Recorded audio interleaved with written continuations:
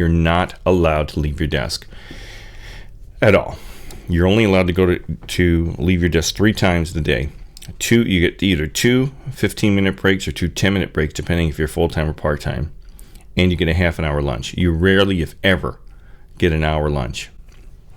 In every single call center I've worked in, except for a couple, the call center is a giant room filled with little tiny cubicles. The cubicles are no more than 3 to 4 feet wide, maybe 2.5 feet deep. You don't have any drawers. You're not allowed to put anything at your desk. You're not allowed to put a cell phone at your desk.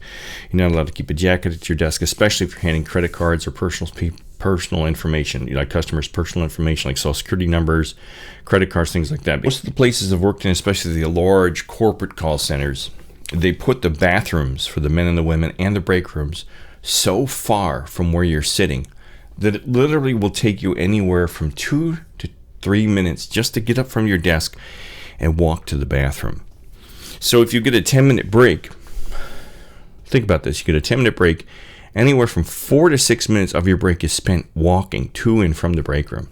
On a half an hour lunch in these call centers, you barely have enough time to eat. Because once you spend 2 to 3 minutes getting to the break room, and you eat, and you go to the bathroom, and you say hi to the guy at the water cooler or the coffee machine, it's time to turn around and walk back to your desk. So it's not nearly enough time to really get a mental break from the pressures of a call center. It's absolutely not enough time to leave the building and go anywhere. The reason I say it's a sweatshop is there's nothing, no guidelines in place. There's no federal guidelines, local guidelines. There's no type of things other than EEO regs and in the traditional federal and state regulations for employment in place. But there's nothing saying how they can, governing over how they can treat you at work.